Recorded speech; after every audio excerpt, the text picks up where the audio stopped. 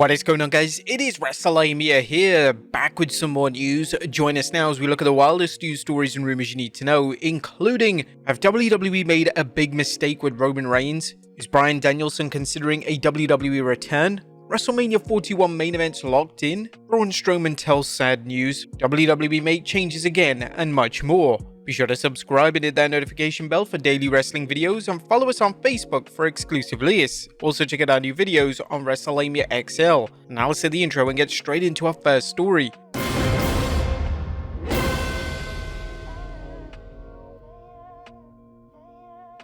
Now, top story looks at WrestleMania 41 main events locked in. At top of today's news, has the WWE locked in its main events for next year's Showcase to the Immortals? While fans have seen how much Triple H likes to book storylines in advance, is the game looking that far ahead?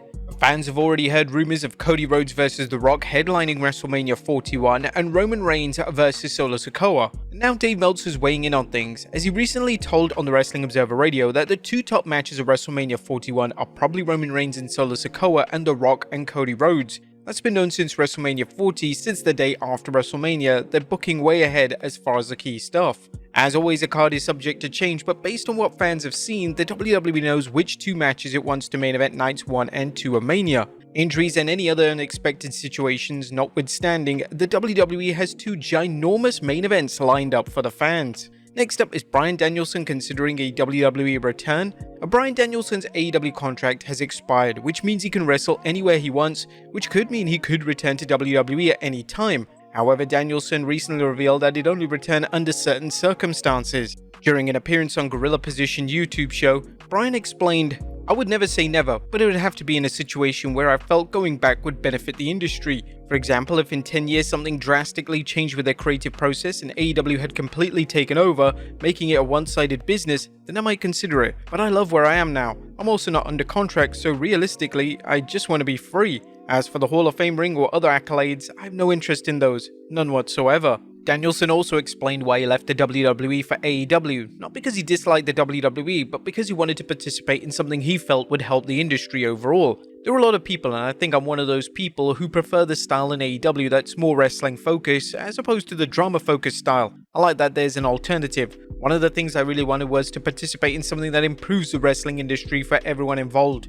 I believe that having AEW as an option is much better for all of us. What do you guys think of Bryan Danielson's reasons for coming to AEW and staying there? Next up, Shane McMahon vs Bryan Danielson. Shane McMahon's recent meeting with AEW President Tony Khan still has fans talking about whether it means Shane O'Mac will become All Elite. If so, could fans also see Shane O'Mac working with Bryan Danielson? During his interview with Gorilla Position, Danielson said, "I'm open to working with anybody. I don't have beef with anybody, so yeah, 100%. The two had a memorable match at WrestleMania 34 when they teamed up to defeat Sami Zayn and Kevin Owens. The American Dragon was also asked whether he knew anything about the meeting between the two. 1, if I knew, I would not tell you. 2, I don't know. It was interesting because Tony mentioned to me after the photo came out, I didn't want to tell you this before, but I met with Shane McMahon.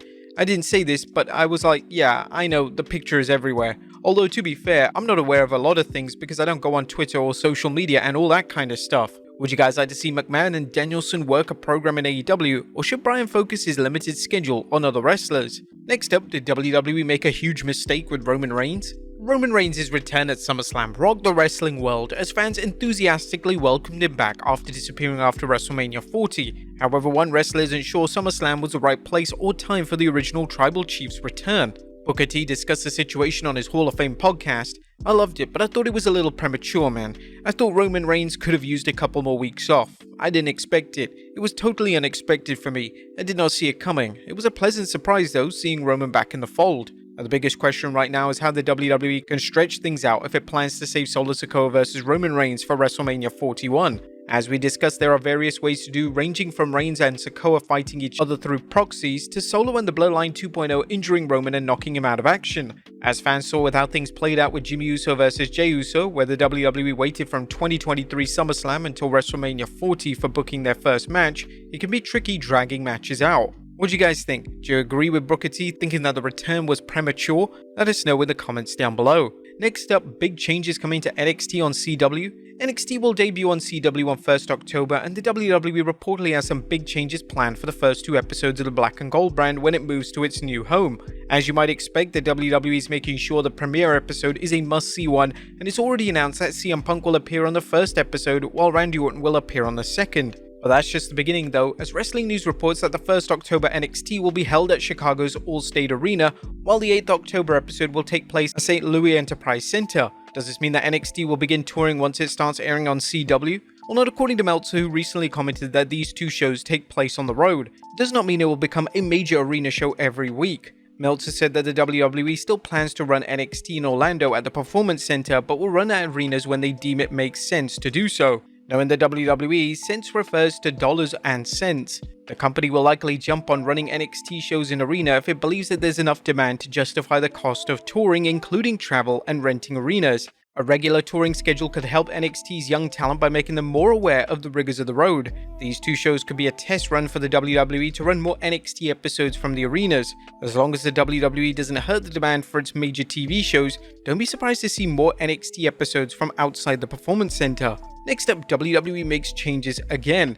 Speaking of changes this fall, it appears that the announcement that Michael Cole is returning to SmackDown and that ESPN announcer Joe Tessitore will handle commentary on Raw actually has a big asterisk next to it. Dave Meltzer reports that while the switch will happen with the 2nd September edition of Raw, things will be much different when the Red brand moves to Netflix in January. Meltzer notes that Tessitore will move to SmackDown while Cole returns to handle play-by-play on Raw. This musical chair's approach to the WWE's announce team is nothing new. In this case, moving Tessitore to Raw is likely a way for the WWE to see how he handles calling the matches and giving him a crash course in how to provide commentary for wrestling. While it might seem similar, sports announcing and wrestling announcing are different, and some experienced sports commentators have struggled when calling wrestling. Although this is speculation on our part, the WWE may want Tessitore on Raw because he'll have 3 hours to hone his craft. Hopefully it works out so the WWE doesn't have to find a new announce team for SmackDown now that it's on the USA Network. Next up, Braun Strowman shares some sad news.